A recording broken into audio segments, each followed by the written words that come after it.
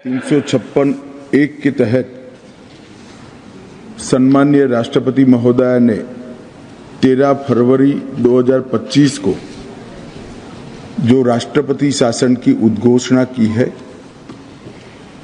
इसकी मान्यता के लिए मैं सदन के सामने उपस्थित हुआ हूं।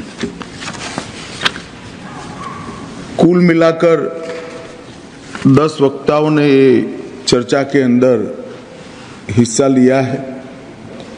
सबसे पहले मैं स्पष्टता करना चाहता हूं कि राष्ट्रपति शासन किसी भी तरह से डाला जाए 356(1) के तहत ही डाला जाता है।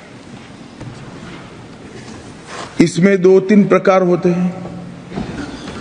एक तो कांग्रेस के शासन में होता था, ऐसे विपक्ष की सरकारें गिराने के लिए डाला जाए, जो हमने नहीं किया है।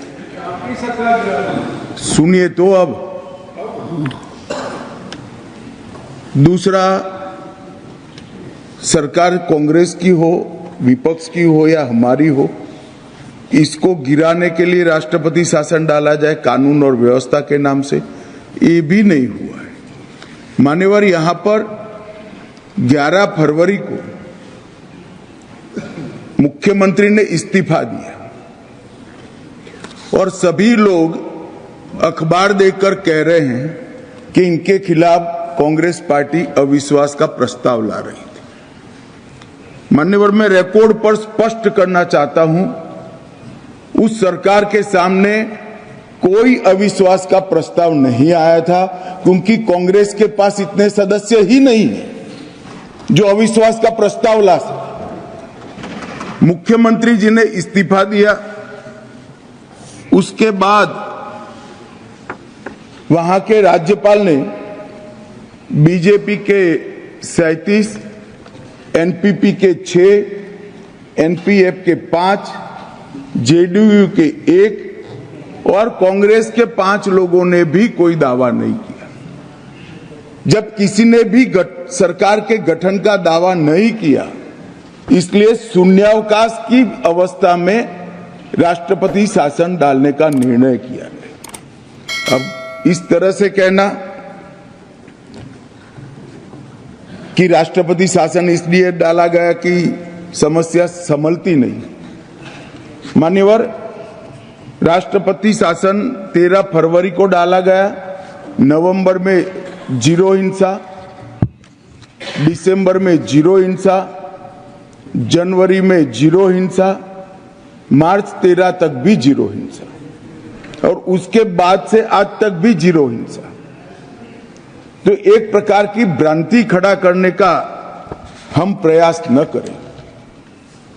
और मान्यवर, मैं 13 फरवरी 2025 के 7 साल पहले मणिपुर में क्या था।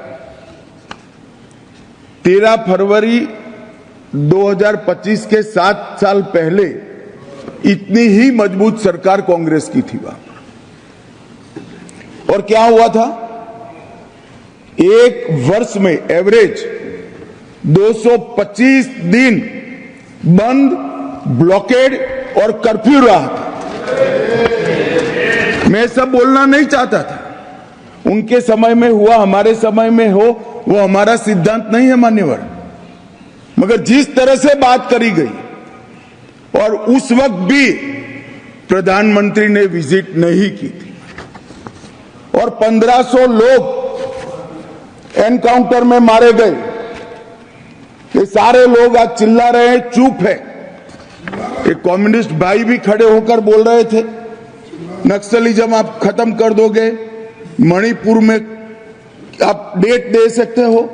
मुझे मालूम नहीं उनको मणिपुर में शांति करनी है या नक्सलिज्म को बचाना है। तो आपको मालूम पड़ना चाहिए एक संसद सदस्य के नाते कि जातीय हिंसा और नक्सलिज्म में अलग अंतर है। दो समुदायों के बीच में जब नस्लीय हिंसा होती है, जातीय हिंसा होती है, इसको टैकल करने का तरीका, और जो नक्सली हथियार लेकर देश की सरकार और वहां की जनता के खिलाफ खड़े हैं, इनको टैकल करने का तरीका अलग है। मैं भारतीय जनता पार्टी से हूं, कम्युनिस्ट पार्टी से नहीं हूं। मैं बताता हूं क्या फर्क है। आपको ये दोनों हिंसा में कोई फर्क नहीं लगता है। हिंसा हिंसा नहीं होती है। दो समुदायों के बीच की हिंसा और देश के खिलाफ हथियार उठाना, ये दो हिंसाओं में फर्क है भाई। शायद आप नहीं समझोगे, इसलिए इतने सिकुड़ गए हो। मान्यवर, इस संवेदनशील विषय पर मैं राजनीति करना नहीं चाहता था, मगर जिस तरह से मुझे तो आश्चर्य है, 2 साल से इतनी सारी हिंसा होने के बाद विपक्ष ने जिस तरह से बात करी है, मैं आश्चर्यचकित हूं। यहां पर डेरेक ओबेरॉय जी थोड़े इमोशनल हो गए महिलाओं की स्थिति पर। डेरेक साहब, यहां तो जातीय हिंसा हुई थी, दोनों समुदाय आमने सामने भिड़ गए थे। इसमें कई महिलाओं से दुर्व्यवहार हुआ। बंगाल में कुछ नहीं था, सालों तक सैकड़ों बहनों के साथ संदेश खाली में दुर्व्यवहार होता रहा। कुछ नहीं किया आपकी सरकार ने, कुछ नहीं किया। आरजी कार में भी कुछ नहीं किया। आप जवाब नहीं दे सकते। और वो दुर्व्यवहार आपकी ही पार्टी के नेता ने किया था, जिसको आपको सस्पेंड करना पड़ा था। ये ड्यूअल, हम तो ना इसका समर्थन करते हैं ना उसका करते हैं। ये ड्यूअल स्टैंडर्ड लेकर ज्यादा दिन नहीं चल सकते। मान्यवर, ये कहते हैं 250 लोग मारे गए। मैं भी कबूल करता हूं मान्यवर, 260 लोग मारे गए, ये आंकड़ा है, ये सच्चाई है। मगर बंगाल में चुनावी हिंसा में 250 लोग मार दिए गए। यहां जातीय हिंसा में मान्यवर, बंगाल की जो स्थिति है उसमें तो शायद ये न बोले होते तो थोड़ा ज्यादा अच्छा होता। यहां जातीय हिंसा में मारे गए हैं, वहां तो चुनावी हिंसा में मार दिए गए हैं मान्यवर। और मैं, खड़गे साहब ने कहा 2 सीटों पर कांग्रेस की विजय हो गई, बीजेपी हार गई, इसलिए राष्ट्रपति शासन डाला है। मान्यवर, चुनाव को काफी समय चला गया, वहां वैक्यूम हुआ, इसलिए हमने राष्ट्रपति शासन डाला है। और उन्होंने कहा 2 सीटें हम जीत गए, अब सबक सीखिए। मान्यवर, ये 2 सीटों से हमें सबक सिखाना चाहते हैं। इस देश की जनता ने 3 चुनाव में लगातार इनको सबक सिखा दिया गया। और मान्यवर, क्यों सिखाया, मैंने आगे भी कहा, नॉर्थ ईस्ट की हो गया अभी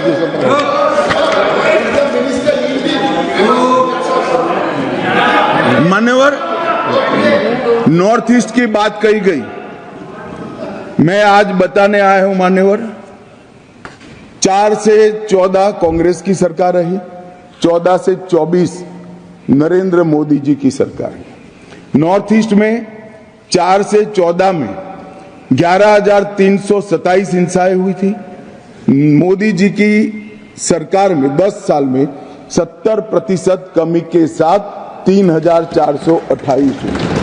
सुरक्षा बल 70% कमी, नागरिकों की मृत्यु में इंक्लूडिंग मणिपुर 85% कमी हुई। और मान्यवर, हमने 20 समझौते किए हैं 10 में। सबसे पहला एनएलएफडी के साथ समझौता 19 में किया, ब्रू में 2020 के साथ ब्रू समझौता किया, बोडो समझौता 2020 में किया, कार्बी समझौता 2021 में किया, आदिवासी समझौता 2022 में किया, डीएनएलए समझौता 2023 में किया, उल्फा शांति समझौता 2023।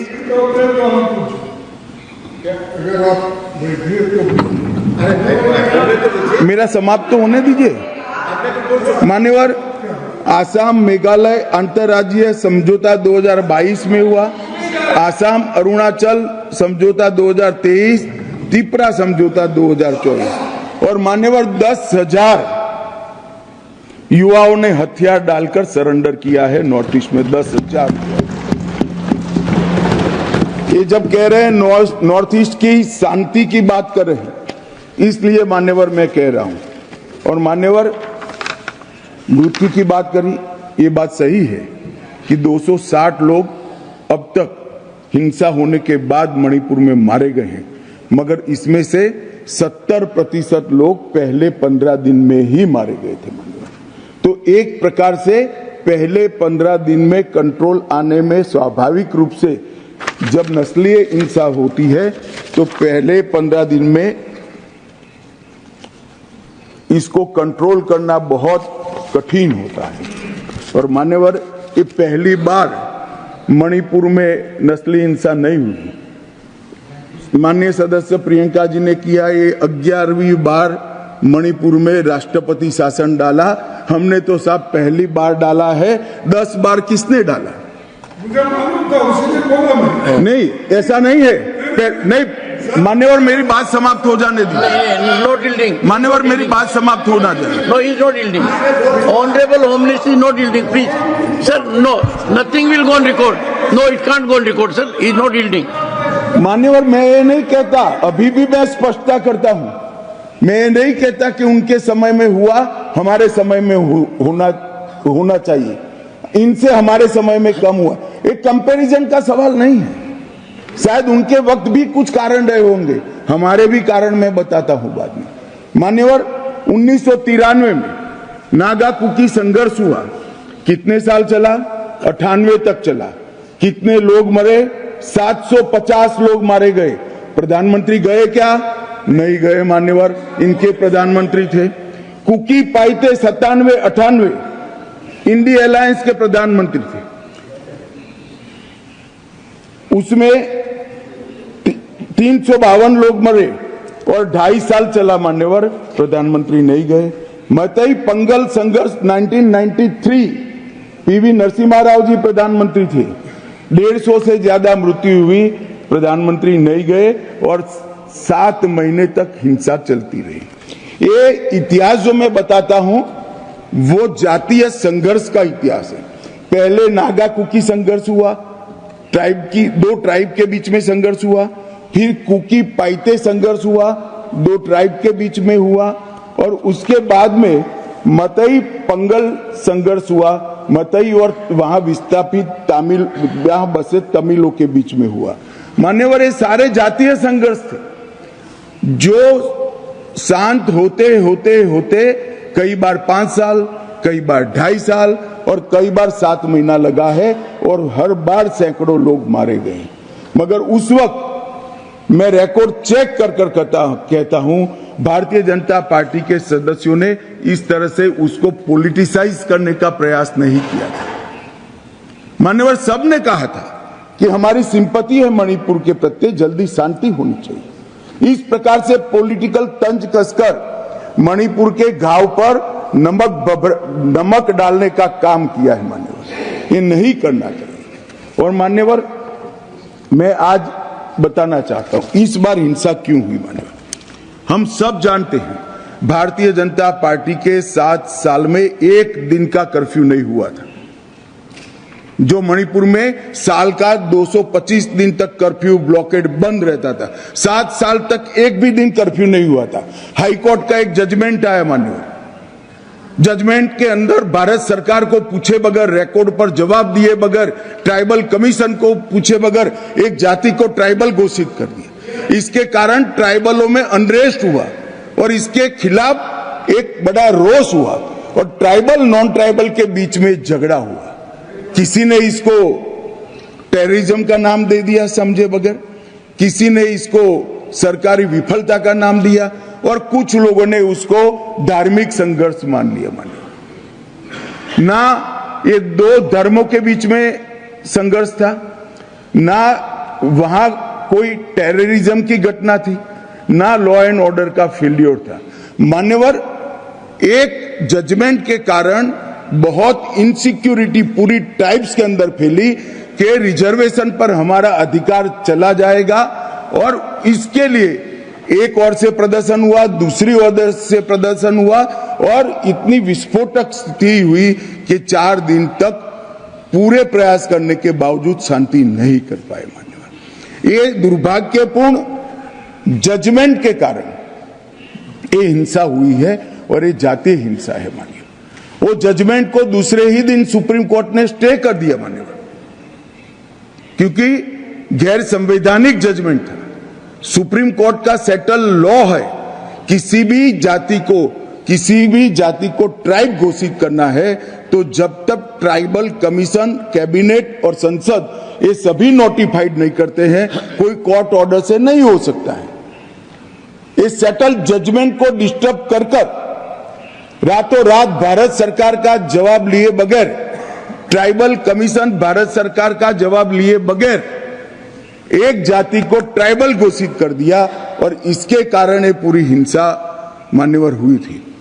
मान्यवर, मैं फिर से एक बार स्पष्ट करना चाहता हूं कि राष्ट्रपति शासन किसी को बचाने के लिए नहीं डाला था, ये नहीं है। राष्ट्रपति शासन इसलिए डाला गया कि अविश्वास का प्रस्ताव आया था, ये भी नहीं है। कांग्रेस के पास अविश्वास के प्रस्ताव लाने जितने सदस्य ही नहीं है। मान्यवर, और राष्ट्रपति शासन डालने के बाद भारत सरकार के गृह सचिव रहे श्री भल्ला जी को वहां राष्ट्रपति बनाकर भेजा है और राज्यपाल बनाकर भेजा है। अब शांति है। मान्यवर, और ये जो कह रहे हैं कि 2 कम्युनिटी के बीच में वार्ता नहीं हुई, मान्यवर 13 बार मीटिंग हुई, 13 बार मीटिंग हुई। और ये सदन में लेट लाने का कारण भी वो मीटिंग था, क्योंकि वहां मीटिंग ये चल रही थी। मुझे मालूम था इसी तरह के भाषण होंगे। मान्यवर, अभी ये सदन जब चल रहा था उसी समय में 2 मीटिंग हुई है और तीसरी फाइनल मीटिंग दोनों कम्युनिटी की अब कुछ ही दिनों में दिल्ली में होने की संभावना है। मैं आशा करता हूं कि दोनों कम्युनिटी इसको समझेगी, संवाद का रास्ता अपनाएगी और धीरे धीरे शांति तो हुई है मगर संवाद भी प्रस्तापित होगा। और जैसे ही संवाद प्रस्तापित होगा, हमें एक दिन राष्ट्रपति शासन नहीं रखना है। मान्यवर, ज्यादा ये हमारी पार्टी की पॉलिसी भी नहीं है, ना कभी हमने रखा है।